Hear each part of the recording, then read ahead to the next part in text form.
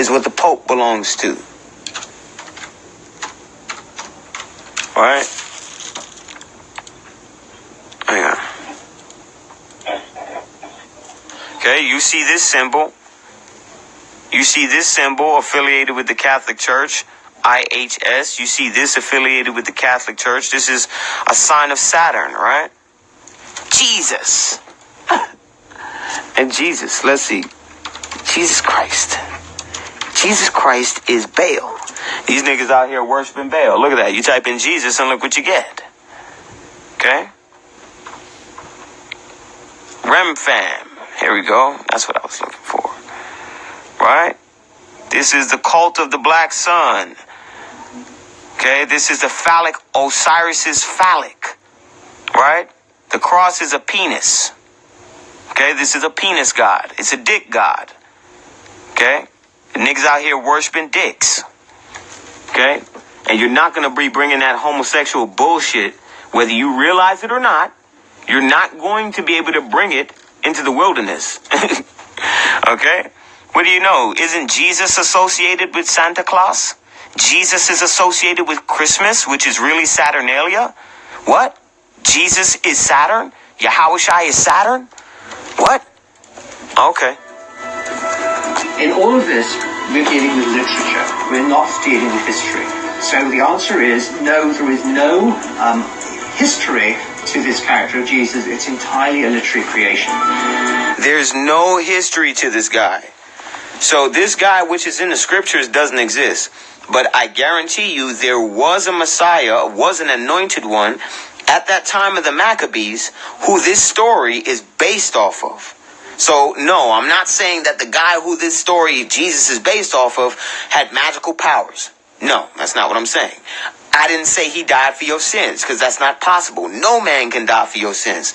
Deuteronomy 24:16, Ezekiel 18, Daniel chapter 9, verse 14, I believe, and 15. There's a whole bunch of precepts in the book which showcase no man is going to die for your sins. You're responsible for yourself. Right? Okay. Some of our Bible scholars are mavericks, working outside the restrictions of mainstream religious institutions. This allows them the freedom to provide fresh insights and draw some startling conclusions about how Christianity was formed.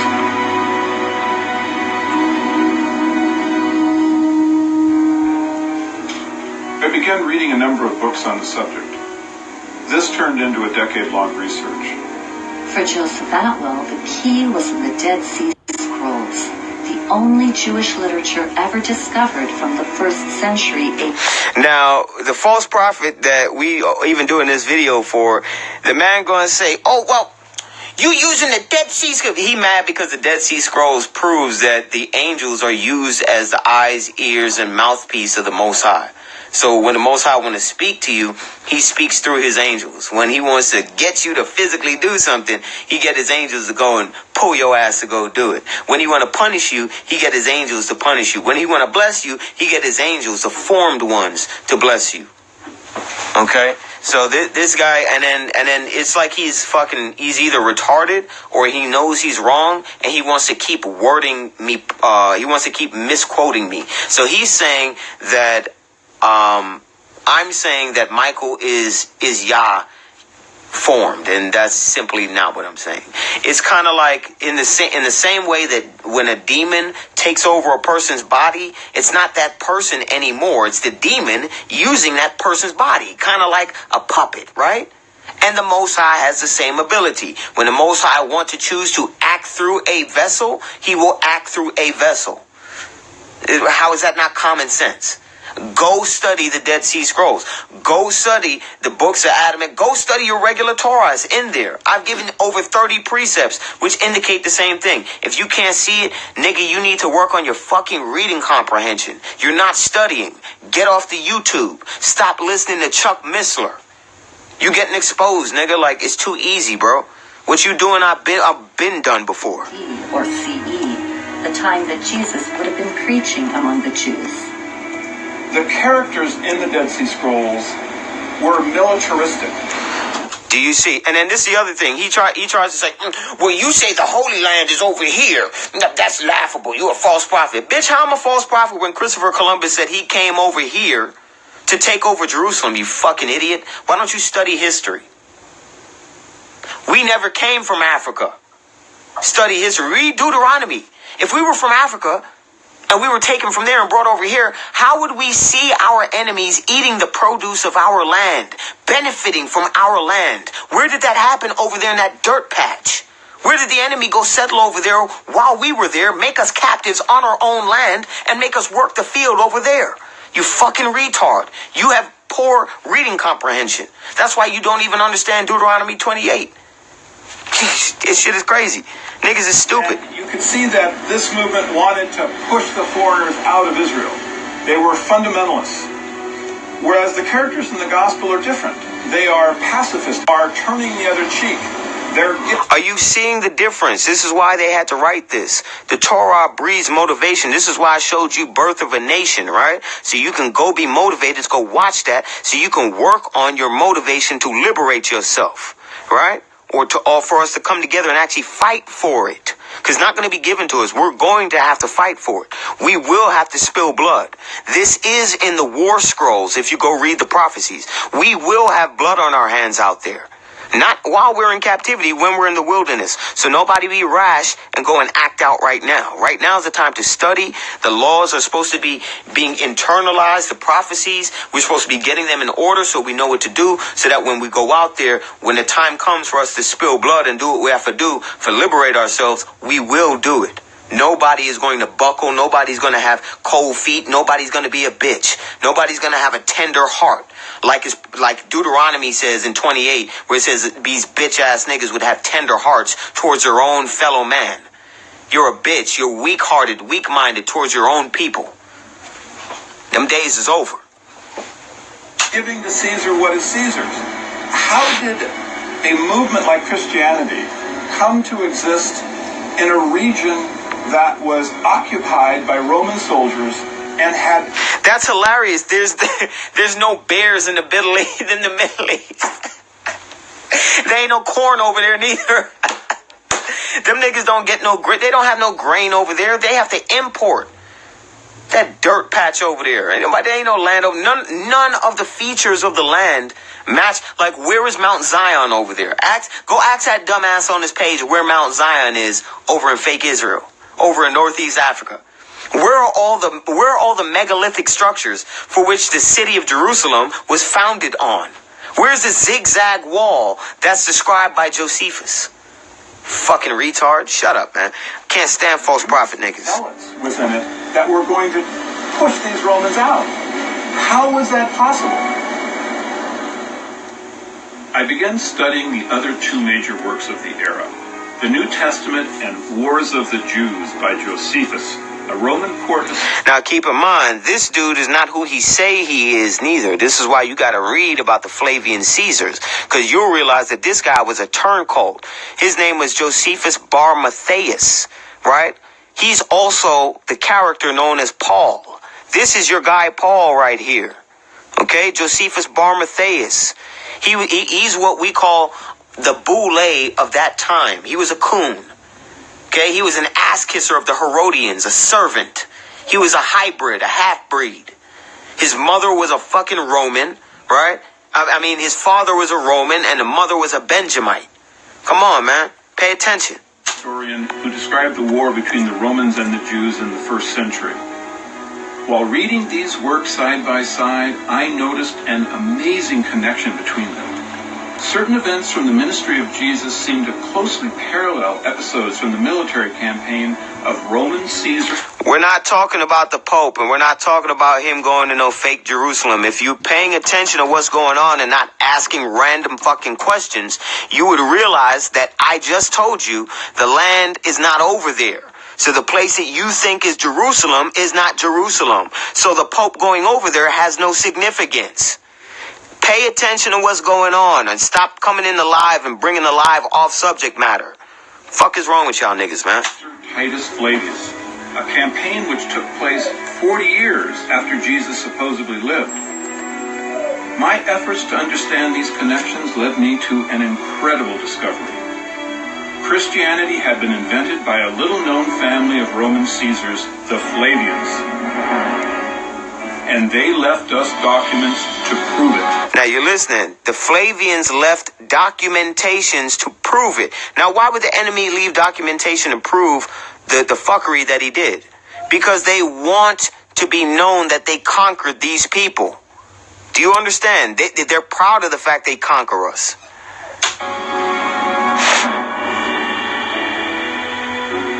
The Flavians are not a household name, and yet it's the Flavians who completely reshaped the Roman Empire. If you don't give a fuck about the Pope, then why would you ask about him? Use your brain, man. God damn. In Rome, of course, there's the Colosseum, which is understood to be the best-known monument of the ancient Roman Empire, perhaps. The Colosseum is, in fact, a Flavian construction produced during the Flavian period. It's under the Flavians that's both Rabbinic Judaism and Christianity. It's both what? Rabbinic Judaism and what? Christianity. So these are the two false religions which stem from this shit. Family of Roman Caesars, the Flavians.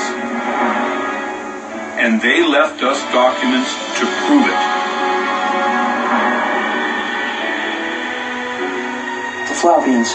All right, so part one, the Flavians rise to power. This is a coup that took place, and we're going to explain the history. You got to remember also the Romans aren't the original Romans either. Go read the book of Jasher. My man, somebody posted about it earlier. They took a quote from Jasher, and they showed you that the nation of Kittim, which is the Japhethites, ended up taking over. So when you hear me say the white man is a mixture of three different groups, he's fucking non-human, so he has Neanderthal factor, and then he's a hybrid between, it could be Esau and Japheth, or Japheth and some other group of people, maybe another branch of Japheth. Who knows? But Japheth expanding its borders and taking over everywhere. This is a part of prophecy. That's why these white men expanded everywhere. Gog and Magog. They have a Nephilim bloodline. Who do they stem from? Japheth. Come on. Not a household name, and yet it's the Flavians who completely reshaped the Roman Empire. In Rome, of course, there's the Colosseum, which is understood to be the best-known monument of the ancient Roman Empire, perhaps. The Colosseum is, in fact, a Flavian construction produced during the Flavian period. It's under the Flavians that's both Rabbinic Judaism. Well, it doesn't matter if somebody obviously told you that. This live is not about that. So why would you come in here and change the subject matter in the comment section? The fuck is wrong with you? Stop trying to argue your point. You're fucking wrong. Just accept the fact you're wrong. Stop commenting. God damn. And Christianity takes shape. If this was a fucking... Yo, seriously. If this was a fucking classroom and we were in college, you wouldn't just walk into the fucking classroom and ask a random question. You'd look like a fucking idiot. So why do you do it here? If you wouldn't do it to white people, why are you doing it here? If you wouldn't do it in an actual classroom, why would you do it here? Use your brain. Use your brain. This is not me being harsh. I'm your alarm clock. This is your conscience. You know, like Jamie Foxx did to that comedian? I'm your conscience right now. Wake the fuck up. Don't ask stupid questions. Pay attention to what the fuck is going on and ask questions relating to the material being shown. Let's be adults here. Why would the Flavians be interested in creating religions? Much like today, their era was marked by political power struggles, a bankrupt economy, religious conflicts, and endless wars. In the midst of this turmoil, the Flavians seized control of the Roman Empire. All right, so you listening? In the midst of the turmoil, okay, there was a coup that took place, right? Same thing that's going on in the United States right now. There's a coup that took place, right?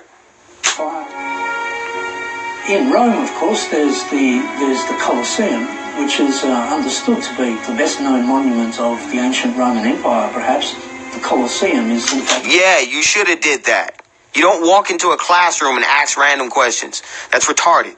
I literally just gave you an analogy. Okay, you can't tell me you don't understand that. You can't tell me that's not logical. Flavian construction.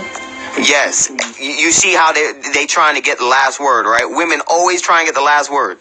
It's fucking crazy. Flavian period. It's under the Flavians that both rabbinic Judaism and Christianity take shape. Why would the Okay, it's under the Flavians that rabbinic Judaism and Christianity took form. So these two religions took their final forms under the Flavian Caesars. What two religions or three religions did they try to use to pin to Hebrew Israelites as if those religions represent us? Judaism, Christianity, and Islam, right? What did the bitch Ross Smith try and do? That faggot nigga tried to do the same thing, right? Tried to pin Christianity underneath Israelites. Do you see what I'm saying? That's a logical fallacy. That's called ad hominem or guilt by association, right? Keep going. Flavians be interested in creating religions? Much like today, their era was marked by political... They don't let me save the lives, so whatever happens, if it's up, it's up. Power struggles, a bankrupt economy, religious conflicts, and endless war. Like, what's going on right now in these times? You paying attention? God damn, let me, shut that snoring up. Yeah, shut that up. Okay. It's under the Flavians. What's going on right now? Judaism and Christianity take shape. Why would the Flavians be interested in creating religions? Much like today, their era was marked by political... Much like today, their era was marked by what? Political what? Power struggles. Political power struggles. We see that going on right now across the world stage and within this country. A bankrupt economy. We're dealing with hyperinflation across the earth.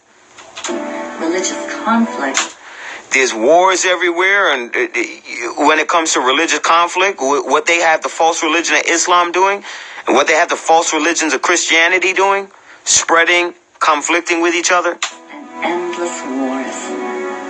Endless wars. You should hear rumors of wars, things of this nature, things we're going through right now. In the midst of this turmoil, the Flavians seized control of the Roman Empire and ushered in an immense paradigm shift.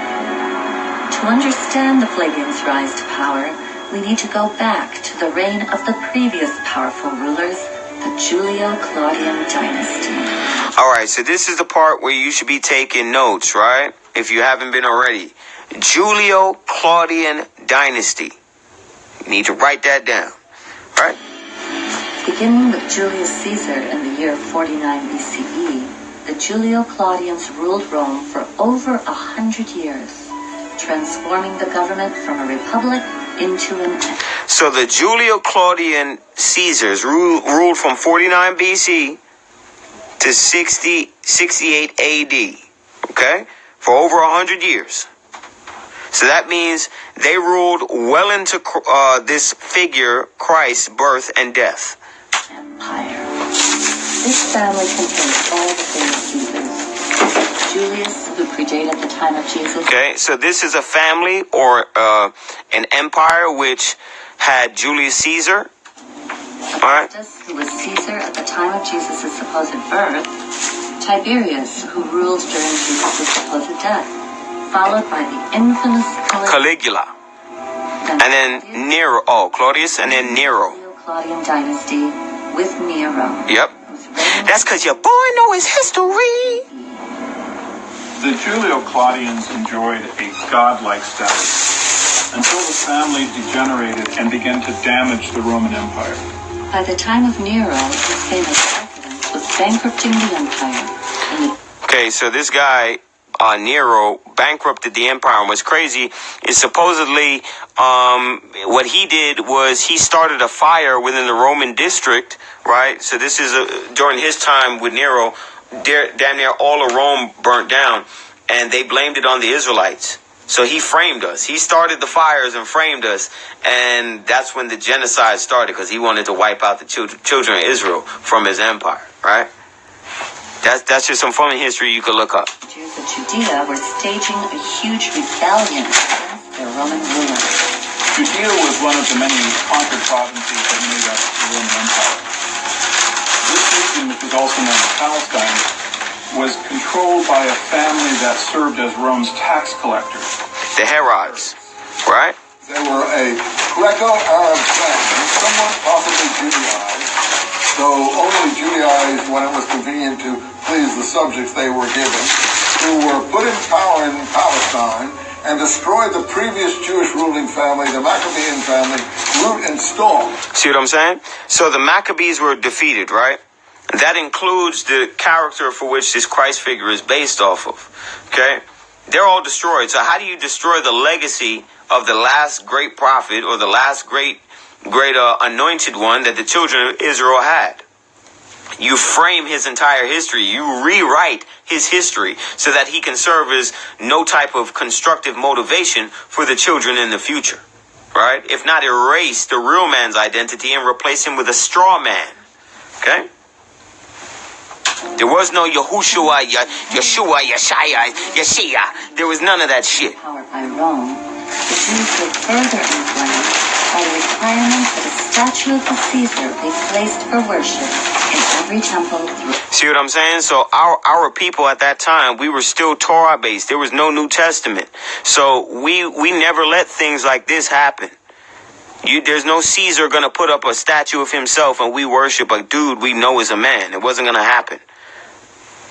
Throughout the In the Roman Empire, any god you want, but legally you had to submit. Right. So in the Roman Empire, you could worship any god you want, but you had to submit to Caesar. Well, let me show you what's going on today and how nothing changes. You're going to look up something called the ecumenical movement. Ecumenical movement. And it's headed by the Pope. Headed by Pope, who is the new Caesar. Okay? World Conference for Religious Leaders. All the religious leaders. And look at this nigga. Okay? So the niggas are in on it too. The Hamites are in on it too. So this goes back to the Black Child video with African witchcraft, right? And African Freemasonry. They're a part of this shit. Okay? The Pope and the WCC leaders discuss ecumenism, ecology, and economic justice, right? So let's go to some pictures to show you all the world's different religious leaders. Okay? This is known as the ecumenical movement. Okay, this is no different than what these Caesars were doing with Christianity at the time. They paganized the Torah. So Christianity don't belong to us. Christianity is nothing but black sun worship. Okay, this is all black sun worship. The cult of Saturn, all the world religions are the cult of Saturn. They all are the same thing. Please understand that. This is the Russian Pope. This guy met him down in Antarctica, and my theory is they went to go meet them fallen angels. Right? These are all demons. All of these people, they're demons. Okay? This is all Saturn worship, so just understand that. Pope is the new Caesar. Submit to the emperor as a god as well. You have to at least acknowledge that the Roman leader is also a divine figure. But the Jews would not have any of it. It's fundamental to the Jewish belief that you shall make no graven images. It's one of the commandments which was given at Sinai by God. So the Jews never made representations of God. The Jews... That's actually not true. We've made representations of gods, not our God, because it's not possible. You can't make it a physical representation of something that doesn't have physicality, something that's abstract, non-physical. However, we did fall and submit ourselves to images of our own hands or other nations' hands. So this I just have to correct the context, because everybody thinks that the Israelites were some perfect group and that God punished them in their perfection, and that's just not true. The Most High punished us because we did not abide by the contract. That's why. And we still have the contract is outstanding for eternity. So let's go. Jews had a very different type of religion. They had a religion which was much more focused on the book and less focused upon cultic statues. Are you hearing what he's saying? That was more focused on the book. Listen. The leader was also a divine figure. But the Jews would not have any of it. It's fundamental belief that you shall make no... And when they say the Jews, what they really mean is the Israelites. Okay, because Jews, there's two ways to break down Jews. Jews is one tribe of 12, or the Jews could be the southern kingdom of Judah, which consists of 3 different tribes. Levi, Benjamin, and Judah. Okay, so it's important to study so you have context. It's one of the commandments given at Sinai by God. So the Jews never made representations of God. The Jews had a very different type of religion. They had a religion which was much more focused on the book and less focused upon cultic statues. We was more concerned with the letter of the word, the law of the book, than we were with making idols, making false gods to worship in vain. This presented a real problem for the Romans. They tried to install statues of Caesar, but in fact it aggravated them. It enraged them. And the Romans really, I think, didn't understand this. It's not statues, it's books. And those books contain what are known as the Jewish messianic prophecies. The thing that most moved... Now keep in mind, whenever you're listening and they say Jewish, you're going to replace that with Israelite. There's no such thing as Jewish people. They're only the Israelites. Jews revolt against Rome was an obscure prophecy from one of their writings that a world ruler would come out of power. How many books? Now, notice how he said it was one of those obscure prophecies where it said a world ruler would come out of Palestine. Where's that in prophecy? Where is Palestine anywhere in prophecy? Notice how their conclusions are based off of the assumption that the land is over there. Know that, right? So you're seeing why these Gentiles, they can write 1 million different books. They can make 1 million different documentaries. They're fucking stupid. Because they don't study the scripture that they're making documentaries about. It's either that or they don't have good reading comprehension. Or they're just straight up lying. Right? Gotta learn how to listen. Required the Jews to expect a redeemer who would redeem Israel, rescue Israel, restore Israel to power and leadership in the world. The Messiah that the literature described was a warrior. The Messiahs would have claimed the same attributes that David did. David could overcome any army because God gave him the power to do it. If you had the power of God, you could easily defeat the Roman army. The people rebelled against. And see, this is what all the other nations know about us. At least they're elite. They know that once we get back in line with our God, they can't fuck with us. Our power is too strong. But as long as they keep the connection from us and our God from relinking back up, as long as they keep Ezekiel 37 from happening, as long as they keep Isaiah 53 from happening, they maintain power and control. But it's too late, because you see those of us knocking the motherfucking door down to the point where they have to admit they didn't get us over from Africa. They found us over here. Just like Deuteronomy 28 says.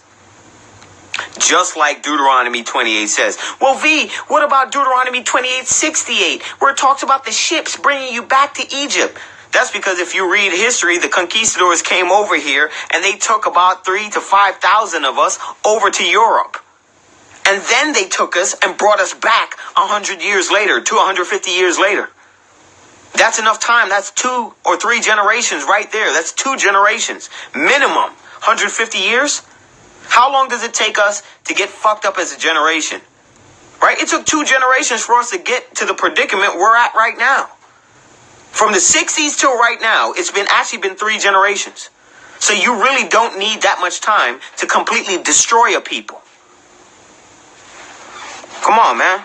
Against Rome, and were led by a messianic movement that had a series of messiahs that had come forward. A what? A messianic movement that had what? A series of messiahs. if these Christian Israelites were to teach to you, you'd only think that the Messiah is only one dude. Jesus Christ Yahushua. Yoshi. Yeshaya. Joshua. Fuck out of here. There's Messiah means anointed. Cyrus was a Messiah, Mashiach. Cyrus freed us from our captivity. You know that, right? An anointed one does not have to be of the nation of Israel to do a work for the Most High. Most High pick who he want. Against the Roman Empire. The Hebrew word Messiah is translated into Greek as Christos or Christ, so the title of Christ can describe any. Listen, pay attention. Christos, right? Messiah, Christ. The numerous messiahs of this movement. Yes, the word Christ or Christians can refer to the Palestine Messianic movement, but it's a later term. Notice how he says the Palestinian Messianic movement. Why does he keep bringing up that land of Palestine? Why does he keep bringing that up? Why do they pre-assume that that is the land that the book is talking about? Come on. It's a later reformulation of the Messianic movement in Palestine. This movement rebels against Rome in 66 and is successful. It actually defeats them militarily, so it must have been a huge movement. The victorious Jews set up a nation-state directly in the Roman Empire. And the Romans had to do something about it. There was a real danger that this Messianic movement could not only boil over in Judea itself, but could spread to other Jewish communities and other parts of the Roman Empire. And you see, this is why, like for instance, Nat Turner's insurrection. What was the danger of Nat Turner? Nat Turner was going from different slave plantation to slave plantation, recruiting, doing exactly what these Romans feared, doing exactly what America fears that brothers like me we're going to start doing when the time is right and God facilitate the opportunity. You know. Rome ruled its colonies with a rod of iron, and any resistance was going to be met with brute force. At this time during Nero's reign, two of the finest military men in the empire were the Flavians, Vespasian and his son Titus. Now listen. Vespasian and Titus. Vespasian and Titus. These two names are something you want to write down. Vespasian and Titus. Important. Because one is taking the role of the Most High. The other takes the role of Jesus Christ. Father and Son. Let's go. They spent a great deal of their life outside of Rome. For over a decade, they had waged war against the Druids in Brittany and Gaul. Vespasian and Titus were successful in essentially destroying the Druids. They left behind no historical record of their existence. And it's the Flavians that Nero calls upon when he needs to suppress the Jews' rebellion in Judea. Nero responded by asking his best general, Vespasian, and his son Titus to go into Judea with a huge army, 60,000-70,000 troops, and a similar number of support individuals. So they meant business. The Romans came down to crush the rebellion. In the year 66 CE, the Flavians begin their military campaign against the Jews. They start further north in Galilee, where the first of three key events takes place. They destroy the Jewish towns of Galilee.